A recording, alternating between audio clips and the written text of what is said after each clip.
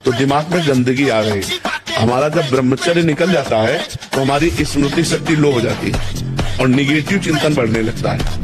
ये हम आपको पक्की बात बता रहे हैं। जब हमारा ब्रह्मचर्यहीनता जितनी बढ़ती चली जाएगी तो ओवर थिंकिंग उतनी बढ़ती चली जाएगी और निगेटिव चिंतन बढ़ता चले जाएगा। तो उसको जहाँ विश्राम है उसका नाम डिप्रेशन।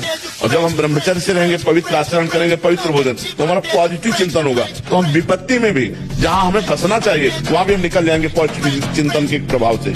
भोग के बाद शांति नहीं, तृष्णा पैदा होती है। एक दृश्य देखा आजा मिलने की, एक वैश्या किसी के साथ जंगल में, उस दृश्य ने नीच आचरणों में फंसा दिया। एक दृश्य देखा सौभरी ऋषि ने मछली की 50 राजकुमारियों से ब्याह किया जाके। दृश्य ही देखने मात्र से भ्रष्ट हो जाना।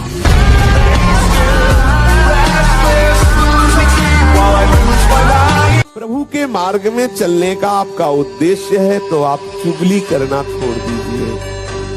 देखो किसी से कहना नहीं, कसम खाओ किसी से नहीं कहे। और अब वो दूसरे से बोलेगा, देखो कसम खाओ किसी से मत कहे। पूरी समाज में बात हो गई और वो किसी से कहना भी नहीं है। ये बहुत प्रपंच का विस्तार अंदर होता रहता है। सावधान हो जाओ, यहाँ कुछ नहीं, सबसे राग त्याग करके एकमात्र प्रियालाल के चरणों में आसक्त हो जाओ। बातें बनाना बहुत आता है लेकिन हृदय को समझाना बहुत कठिन है। जो हृदय को समझा ले वही विद्वान, वही ज्ञानी, वही महात्मा। जो अपने मन को चेला बना ले वही सच्चा गुरु। मन का चेला बने हुए कोई गुरु होता ही नहीं। जो मन का चेला है वो कभी गुरु नहीं बन सकता। वही गुरु विश्व गुरु है, वही जगत गुरु है जो अपने मन को चेला बना ले। रसास्वादन के लोभ से जो भोजन किया जाता है वो ब्रह्मचर्य में बड़ा हानिकारक होता है। इंद्रियां बस में नहीं होती, तमोगुण बढ़ जाता है। संध्या के समय भोजन नहीं करना चाहिए, भोजन के समय भाषण नहीं करना चाहिए। हाथ पैर धो करके पवित्र भाव से उत्तर या पूर्व की तरफ मुख करके नाम जप करते हुए भोजन प्रसाद पाना चाहिए। गलत क्रिया, गलत दर्शन, गलत संभाषण, गलत आहार, इसको आप रोकिए। मोबाइल रूपी दुश्मन से बचिए। कुसंग से, जो गर्लफ्रेंड बॉयफ्रेंड वाला जहर है, इससे बचिए। ये भले समझ में लोगों को ना आवे लेकिन हम जो कह रहे हैं उसको समझ लो। ये वो जहर है जो तुम्हारे जीवन को जड़ से नष्ट कर देगा। आगे देख लेना। संतों की बात समझ में नहीं आती है लेकिन जैसे आंख वाले को दूर का रास्ता दिखाई देता है, पता आगे कुआं है, गिरेगा जाके। तुम्हें लग रहा है बहुत सुंदर मार्ग है, हमें दिखाई दे रहा है कुआं है, गिरेगा जाके। कायरता के लिए तो कहीं आदेश नहीं किया गया। अर्जुन कह रहे मैं युद्ध नहीं करूंगा, भगवान कह रहे युद्ध कर, मां मनुष्य युद्ध चल। कब किसने उपदेश किया आपको कि आप कायर बन के बैठ जाओ? कर तुम, अकर तुम, अन्यथा कर तुम। कोई हस्तक्रिया करता है तो उसके सीधे कलेजे पर धक्का लगता है।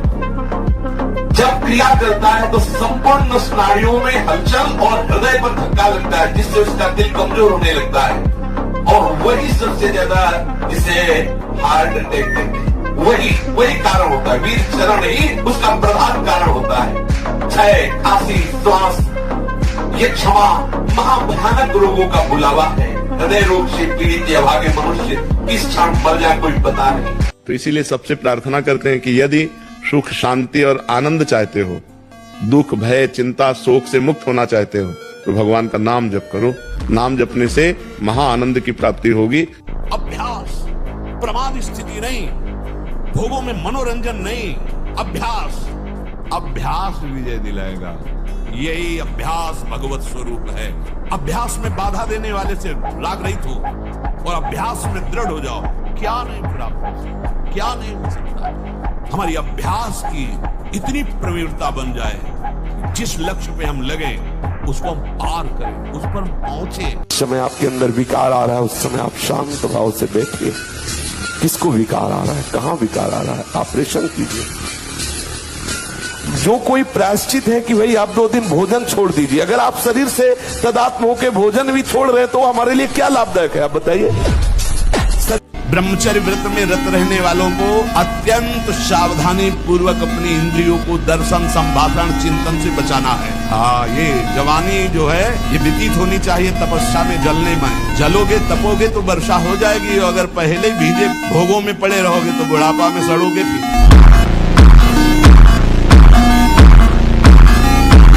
अरे पापाचरण छोड़ दो। पापाचरण करने से कई जन्मों तक आपको दुख भोगना पड़ेगा, एक एक पाप का बहुत जन्म तक दुख भोगना पड़ेगा। और ये कर्म बहुत बलवान होता है, बहुत प्रबल होता है।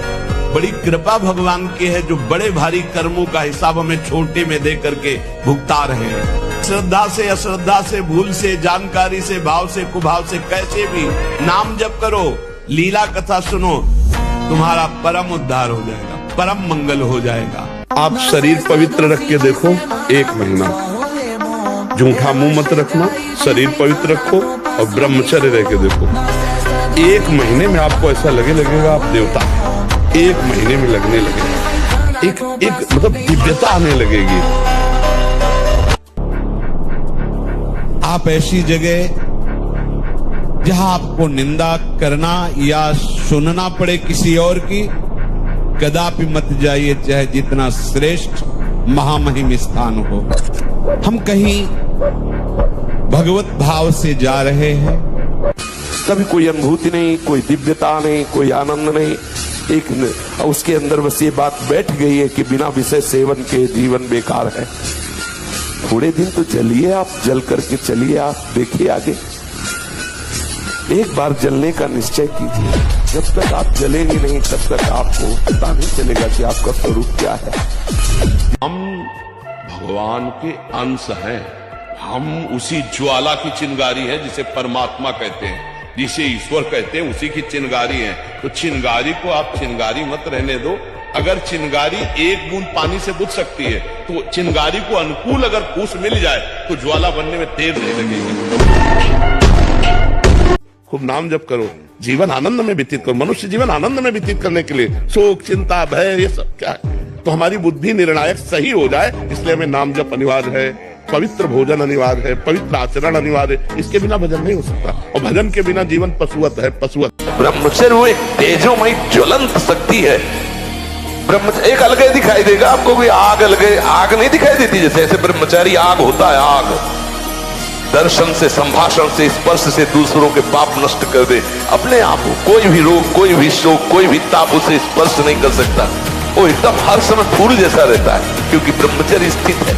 अब मान लो आपकी 25 वर्ष की अवस्था हुई और 10 वर्ष आप करते रहे हैं, अब आपको संभलना बहुत ही कठिन है, क्योंकि जो संभलने की अवस्था थी उसमें तो आपने नष्ट कर दिया, अब संभलना कठिन। लेकिन फिर भी संभलने का उपाय है, आयुर्वेदिक किसी अच्छे वैद्य से और धातु पुष्टता की औषधि ले, और व्यायाम, भोजन सुधार, संग सुधार, चिंतन सुधार, शास्त्रों का स्वाध्याय और नाम जप, यही हमारे हृदय में निश्चय है। इसी से सुधार हो सकता है। मोटरसाइकिल भी जब चलाते ना लोग तो पहले रेस में डालते हैं, नहीं एकदम धुआं करके रेस में, फिर वो एकदम गरम। जब तुम भी रेस में डालो, 2 बजे उठे छत में चले गए, 3 बजे तक दंड बैठक, व्यायाम, प्राणायाम करके लगना चाहिए तो ये मन तुम्हारे काबू में रहेगा। नहीं तो ये मन बहुत कठिन है। हिमालय को उठा लेना सहज हो सकता है, लेकिन मन को रोक लेना कठिन है। अगर वो ठान ले कि मुझे ये करना है तो चाहे इसके बाद गोली मार दी जाए, वो बर्दाश्त कर लेगा, पर वो करेगा। आप देख लो ना, उस मन को अगर कोई रोक सकता है तो भगवान का अमोघ बलशाली नाम रोक सकता है इस संपत्ति का। लेकिन हमारे लिए हमें प्यार तो केवल भगवान ही कर सकते हैं, दूसरा नहीं कर सकता है। जैसे माता बच्चे के लिए बच्चों को प्यार करती है, अपने लिए नहीं करती, वो बच्चे के लिए करती है। तो अनंत माताओं का वात्सल्य, भगवान को वात्सल्य सिंधु कहा गया है। तो भगवान ही हैं ऐसे जो हमारे सच्चे मित्र हैं, सच्चे पति हैं, सच्चे पुत्र हैं, सच्चे गुरु हैं, सच्चे शिष्य हैं। जो चाहे वो भगवान से संबंध कर ले, वो स्वीकार कर लेते हैं। जैसे जंगली सिंह के नेत्र हैं, ऐसे ब्रह्मचारी के नेत्र होते। उसके नेत्र में एक पावर होता है, एक दबाव पक्ष होता है। वो जिस पर नेत्र डाले तो एक बार झुक जाए सामने वाले के नेत्र। जैसे अभी कोई गंदा काम करता है तो अभी थोड़ी उसका फल मिल जाता है, पर समय आएगा तो उससे भी बड़ा कष्ट उसे मिलेगा। तो इसलिए अभी हम लोग सोते हुए नाटक कर रहे हैं कि हम कुछ नहीं जानते, वस्तुतः सब जानते हो। इस जानकारी को अगर प्रयोग करना चाहते हो तो नाम जप करो। नाम जप कर लिए जान गए तो कुछ मिथ्या नहीं है, सब ब्रह्म। साधक को सावधान रहना चाहिए। जब उसका तपोबल बढ़ता है, साधन बढ़ता है, तो उसमें आवेश आने लगता है। अगर वो उस आवेश में किसी को शाप दे देगा तो लागू हो जाएगा शाप, पर उसका वो तपबल क्षीण हो जाएगा। वो कभी किसी की सेवा से प्रभावित होकर, द्रवित होकर किसी को वरदान न दे दे, क्योंकि तप है तो लागू हो जाएगा वरदान, पर वो लक्ष्य से गिर जाएगा। जो उसे भगवत प्रेम प्राप्त करना था उससे वंचित हो जाएगा।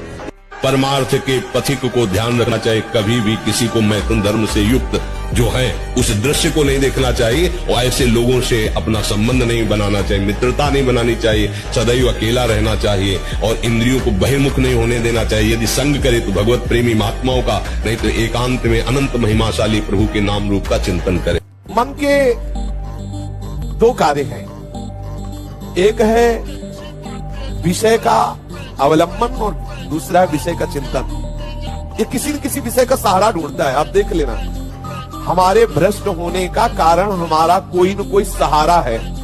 क्या मुर्दे जैसा जीवन, जो इंद्री जैसा चाहे वैसा डाउन कर दे, जैसा चाहे वो हमें शोक दे दे, दुख दे।